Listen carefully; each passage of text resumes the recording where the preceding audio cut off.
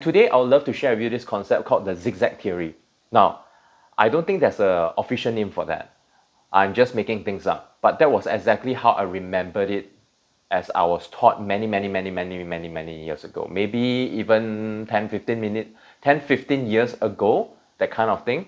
So I can't remember which guidebook I read it from or which training I learned it from. I really can't tell you for sure. But what I do remember was the examples being used in the time that helped me understand stuff. Like take for example, if we talk about stock investing, which I'm not an expert in for sure, yeah. So I do own stocks, I do buy stocks, but I'm not an expert in teaching people stocks for sure. So anyway, the theory says that if everyone's selling a stock, assuming it's a good stock, right? That's the basic assumption, is that rather than selling the stock or thinking of selling the stock, what you want to do is to buy into the stock. When everyone's zigging, you want to be the one that zags. So applying this in business world, take for example, if a lot of businesses or a lot of competitors in the topic that you have chosen or in the same business that you're about to go into, for example, they have decided that they want to go with answering a specific need of the market, then you got to choose a different need or one from the market or of the market to satisfy. So I always teach this to my personal mentees who engage me on a one-on-one basis, right? So one of the things, the best example over here I can think of is how can Pizza Hut and Domino's Pizza coexist? Now, I'm not too sure where you come from, whether they have these two companies in the country, but I do know in Singapore and US, they are huge. But how is it that Pizza Hut and Domino's Pizza, they are coexisting, right? How come they can still generate their own revenues, although different amounts? Well, it's because they don't answer to the same needs. Now, if you ask yourself, what is the uniqueness? Something that I taught in all my programs, especially business ones, is you gotta have a unique selling point, right? When again, everyone's zigging, you want to be the one that goes zag. When everyone's zagging, you want to be the one that goes zig, for example. Zig-Zag Theory, now you get my point, right? So when it comes to Domino's, or rather Pizza Hut, a lot of people favor its taste. Now, of course, not everyone's going to agree on that. It's just like watching a movie. Some people think Avatar is good, some people think Avatar's not good, some people love Avengers, some people don't like superhero movies, right? So I'm not here to say who's right, who's wrong. But what I'm saying is generally people find that Pizza Hut pizza tastes better than Domino's pizza. Generally, okay, generally. So Pizza Hut has always been going after taste. They have been going after different variety. So you take a look at the menu for Pizza Hut, you'll notice that they have different varieties of pizza. They have more varieties of pizza, right? Now, if Domino's Pizza were to go into the market of selling pizzas and try to take over the market by doing what Pizza Hut is already doing and already doing quite well, fairly well in, obviously Domino's Pizza is not going to be able to survive. So what do they do in order for them to zag when Pizza Hut is going zig, for example, is that they have chosen to have a different unique selling point. What is the unique selling point? Do you know that? Now, their unique selling point is 30 minutes or is yours free, right? 30 minutes, pizza delivered to you in 30 minutes or is yours free is basically their slogan. I may have paraphrased it, but that's the 30 minutes promise. If they're unable to deliver it to you, then they will give you a voucher to claim the next pizza for free when you order the next time with them again.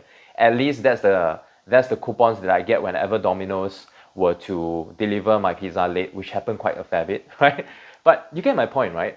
The reason why Domino's Pizza is able to survive in a market, although it's very competitive and could be dominated by so many pizza sellers out there, predominantly like Pizza Hut, how they're still able to own a pie of the market is by zagging when everyone's zigging.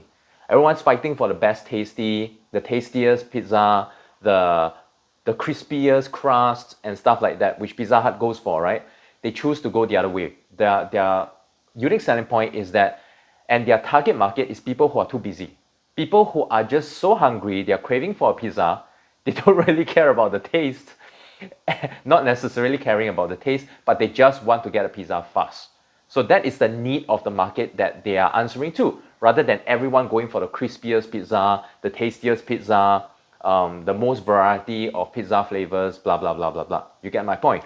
So when it comes to us running a business, right, we got to do the same thing as well. A lot of people, and a lot of times, my personal mentees, my inner circlets, even my graduates ask me this question. Dom, how do I create a product and get people to want to buy it from me when everyone out there, or not everyone, but there's already so many products existing, targeting the same target market that I'm going for, targeting the same audiences. How do I make sure that they want to buy my product or engage me for my services? Well, the answer is there gotta be a difference. There gotta be something unique that they can't get from anywhere else except from you. And that is the way you get people to buy from you. And that explains why I can have complete beginners coming to my workshops. They have never ever listened to this. They have never started an internet business before, for example, or any forms of businesses. They have no existing ideas most of the time, and they have no technical skills. But how do you really explain how these people can use what I share with them and become best sellers? Best sellers. How do they get people to buy a lot of copies of the same ebook, for example? This is the answer. When everyone's zigging, you gotta zag. You gotta have a unique selling point. And this is why whenever I choose my personal private consult clients, that is people who already own businesses, for example, I always choose and only work with those that have a unique selling point. Because those that do not have a unique selling point, they are basically surviving on nothingness. What do I mean by nothingness? Is that they don't have a sustainable business. They don't have it. Imagine selling the same packet of rice that can be bought anywhere else. What do customers do after a while? They always go for the cheapest place, right? They will always compete on price. And you and I know that if you compete on price, you can never have a sustainable business. You can never have a sustainable business because wherever you are, unless you're from Vietnam or you're from China, there are always people in these two countries who can beat us in terms of manufacturing costs, who can beat us in terms of the production costs, meaning that there's no way that we can, majority of us can sell stuff at a lower cost or sell stuff at a lower price than they could. So don't fight with price. What you want to do is to really understand what your market really wants. And that's some of the things that I teach in the workshop itself is you kind of understand what the market wants.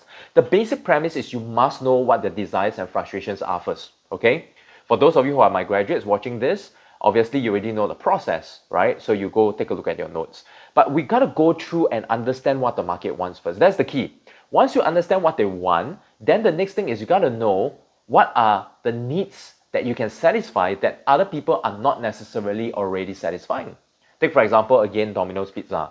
They understand that they are just some busy parents who the moment they go back, their kids are already crying already, they want a pizza, and they don't have the luxury or time to wait for Pizza Hut to make their stuffed crust pizza, make it crispy at the sides, and wait for them to deliver to their house, right? They just don't have the patience and they don't have the mental capacity to wait anymore. The kid's crying. So what do? They order a Domino's pizza. So they are targeting busy people, usually with kids. Okay, that is their demographics. So that is how they survive and they thrive in today's very competitive pizza selling world. And that is what we have to do in our own business as well. So I really encourage you right now, right, after watching this training, this video, is to really ask yourself, for the topic that you're about to work on or the topic that you've chosen so far, do you have a uniqueness? Do you have a unique selling point to it? And if not, what could be the unique selling point? If everyone's zigging, how could you zag? If everyone's zigging, how do you zag? If everyone's zagging, how do you zig? You gotta have that.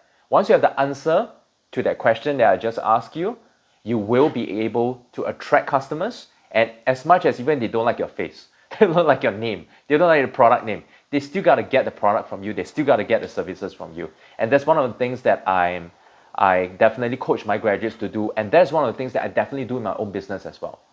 Now, look at it. I'm not the most handsome man out there. I'm not the youngest guy out there. I'm not the oldest and wisest guy out there, right? But how is it that people will still decide to come and join me? How is it that people still want me to consult for them, to help them? Because I've got unique selling point. And my unique selling point is that I'm able to condense complicated stuff, strategies, into simple to understand format in a very practical way. That even a complete beginner who comes through me, through my training, they too will be empowered and will be in a better place to be able to do that as well. Okay, so really think about the question, and I'll see you in the next training when I have it. All right, see you there.